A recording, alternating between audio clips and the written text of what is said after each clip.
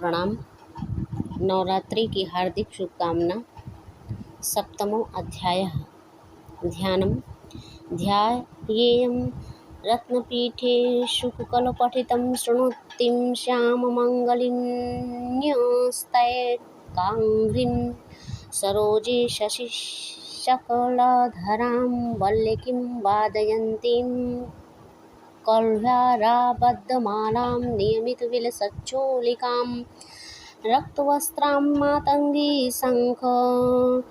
शङ्खपावृं मधुरं मधुमदाञ्चित्रकोद्भशीलभालां। ऋषिरुवाच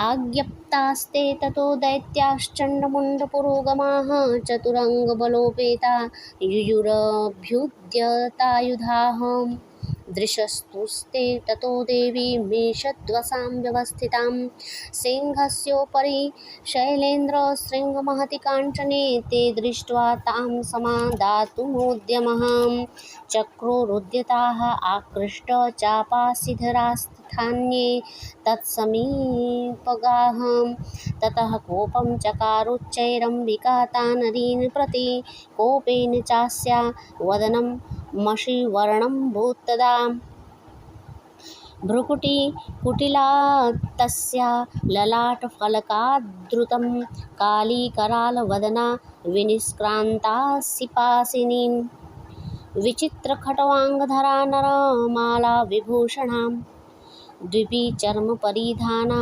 शुष्कमांसातिभैरवा अतिविस्तारवदना जिह्वा ललनभीषणा निमग्ना रक्तनयना नादापूरितदिङ्मुखा सा वेगेनाभिपतिता घातयन्ती महासुरान् सैन्ये तत्र सुरारीणां भक्षयत् तद्बलं पाणिं ग्रहणाङ्ग्यङ्कुशग्राहियोधघण्टां समन्वितान् समादायैकहस्तेन मुखे चिक्षेपवारणान् तथैव योधं तुरगैरथं सारथिना सह निक्षिप्य वक्त्रे दश नैश्चर्यन्त्यतिभैरवम् एकं जग्राह केशेषु ग्रीवायामथ चापरं पादेनाक्रम्य चैवान्यमुरसान्यमुपोथयत् तैर्मुक्तानि च शस्त्राणि महाशास्त्राणि तथासुरैः मुखेन जग्राह रुषा दशनैर्मर्थितान्यपि बलिनां तद्बलं सर्वं सुराणां दुरात्मनां ममर्दा भक्षयन् चान्यान्यांश्च ताडयत् तथा आसिना निहताः केचित् खट्वाङ्गताडिताः जग्मुर्विनाशमसुरा दन्ताग्राभिहतास्तथा क्षणेन तत्बलं सर्वं सुराणां निपातितं दृष्ट्वा चण्डोभिदुद्राव तां कालीमतिभीषणाम् शरवर्षैर्महाभीमैर्भीमाक्षीं तां महासुरः छादयामास चक्रैश्च मुण्डः क्षिप्तैः सहस्रशः तानि चक्राण्यनेकानि विषुमानानि तन्मुखं बभूर्यार्थार्कबिम्बानि सुबहूनि घनोदरम् ततो जहासातिरुषा भीमं भैरवनादिनी कालीकरालवक्त्रान्तदुर्दशनोज्ज्वलाम् उत्थाय च महासिंहं देवी चण्डमधावत गृहीत्वा चास्य केशेषु शिरस्तेनाशिनाच्छिनत् अथ मुण्डोऽभ्यधावतां दृष्ट्वा चण्डनिपातितं तमप्यपात यद्भूमौ सा खड्गभिहतं वृषा हतशेषं ततः सैन्यं दृष्ट्वा चण्डं निपातितं मुण्डं च सुमहावीर्यं दिशो भेजे भयातुरम् शिरः चण्डश्च काली च गृहीत्वा मुण्डमेव च प्रायं प्रचण्डाट्टहास सनिश्रमभ्येत्य चण्डिकाम् मया तवास्त्रोऽपि हर्तो चण्डमुण्डो महापशुं युद्धयज्ञे स्वयं शुम्भनिशुम्भ च हनिष्यसि ऋषिरुवाच तावानीतो ततो दृष्ट्वा चण्डमुण्डो महासुरो उवाच कालीं कल्याणी ललितं चण्डिकावचः यस्माच्चण्डं च मुण्डं च गृहीत्वा त्वमुपागता चामुण्डेति ततो लोके ख्याता देवी भविष्यसि इति श्रीमार्कण्डेयपुराणे सर्वाणिके मन्वन्तरे देवी महात्म्ये चण्डमुण्डवधो नाम सप्तमोऽध्यायः। अर्थ देखिए इसका। ऋषि कहते हैं, तदनंतर शुंभ की आज्ञा पाकर वे चंडमुंड आदि दैत्य चतुरंगणी सेना के साथ अस्त्र शस्त्रों से सुसज्जित हो चल दिए। फिर गिरिराज हिमालय के सुवर्णमय ऊंचे शिखर पर पहुंचकर उन्होंने सिंह पर बैठी हुई देवी को देखा। वे मंद मंद मुस्कुरा रही थीं। उन्हें देखकर दैत्य लोग तत्परता से पकड़ने का उद्योग करने लगे। किसी ने धनुष तान लिया, किसी ने तलवार संभाली और कुछ लोग देवी के पास जाकर खड़े हो गए।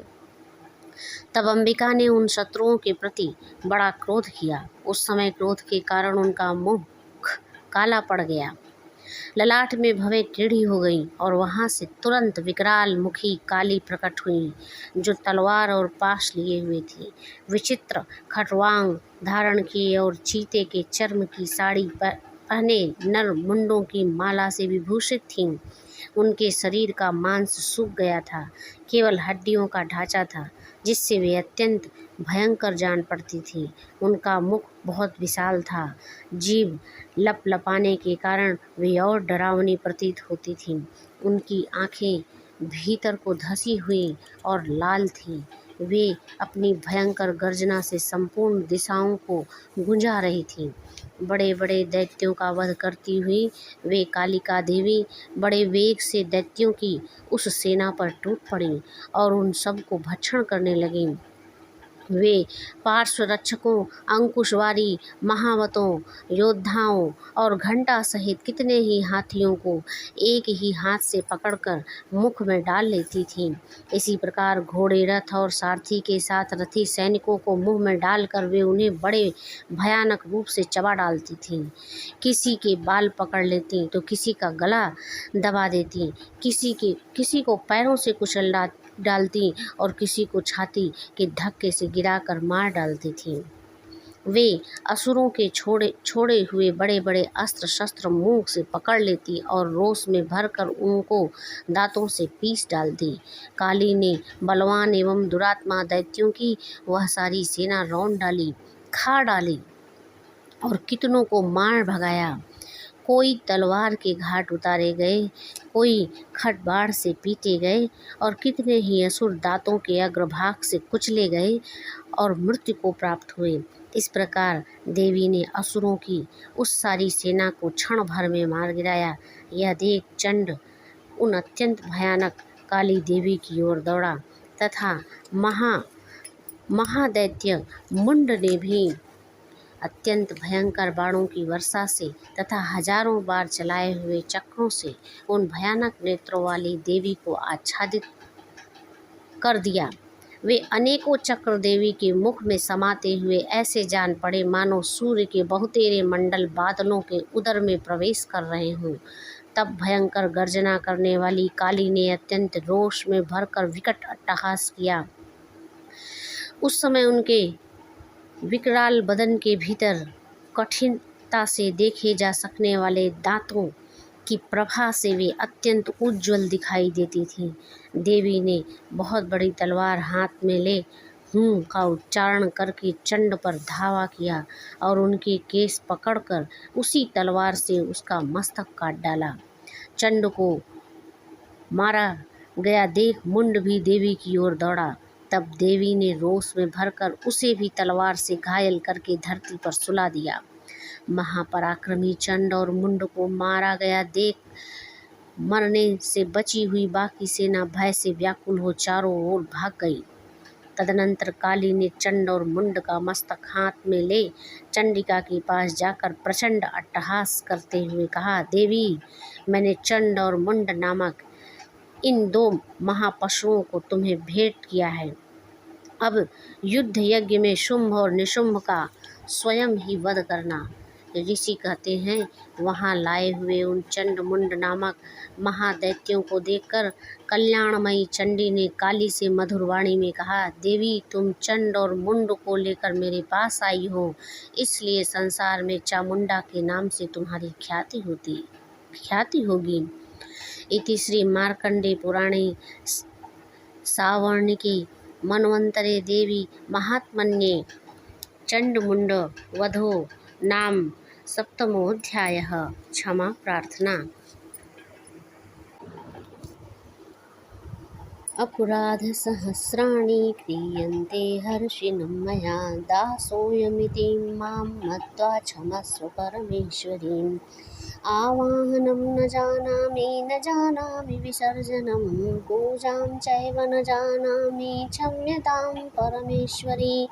मन्त्रहीनं क्रियाहीनं भक्तिहीनं सुरेश्वरी, यत्पूजितं मया देवी परिपूर्णं तदस्तु मे। अपराधशतं कृत्वा जगदम्बेति चोच्चरेत्, यां गतिं समवाप्नोति न तां ब्रह्मदयः सुराः। सायपराधोऽस्मि शरणं प्राप्तस्त्वां जगदम्बिके, इदानीं नुह्यं यथेच्छेसि तथा कुरु। अज्ञानाद्विस्मृते भ्रान्त्या यन्न्यूनमधिकं कृतं, तत्सर्वं क्षम्यतां देवी प्रसीद परमेश्वरी। कामेश्वरी जगन्मातः सच्चिदानन्दविग्रहे, गृह्णाचार्मि मां प्रीत्या प्रसीद परमेश्वरी। गुह्यातिगुह्यगोत्री त्वं गृह्णास्म कृतं जपं, सिद्धिर्भवतु मे देवी त्वत्प्रसाद सुरेश्वरी। श्रीदुर्गार्पणमस्तु। भावार्थ: परमेश्वरी, मेरे द्वारा रात दिन सहस्रों अपराध होते रहते हैं। यह मेरा दास है, यूँ समझकर मेरे उन अपराधों को तुम कृपा पूर्वक क्षमा करो। परमेश्वरी, मैं आवाहन नहीं जानता, विसर्जन करना नहीं जानता तथा पूजा करने का ढंग भी नहीं जानता, क्षमा करो माँ। देवी सुरेश्वरी, मैंने जो मंत्रहीन, क्रियाहीन और भक्तिहीन पूजन किया है, वह सब आपकी कृपा से पूर्ण हो। जगदम्बिके, मैं अपराधी हूँ, किंतु तुम्हारी शरण में आया हूँ। इस समय दया का पात्र हूँ, तुम जैसा चाहो करो। देवी परमेश्वरी, अज्ञान से, भूल से अथवा बुद्धि भ्रांत होने के कारण मैंने जो न्यूनता या अधिकता कर दी हो, वह सब क्षमा करो और प्रसन्न हो। सच्चिदानंद स्वरूपा परमेश्वरी जगन्माता कामेश्वरी, तुम प्रेम पूर्वक मेरी पूजा स्वीकार करो और मुझ पर प्रसन्न हो। इति क्षमा प्रार्थना। श्री दुर्गार्पणमस्तु। ओम श्री दुर्गाये नमः।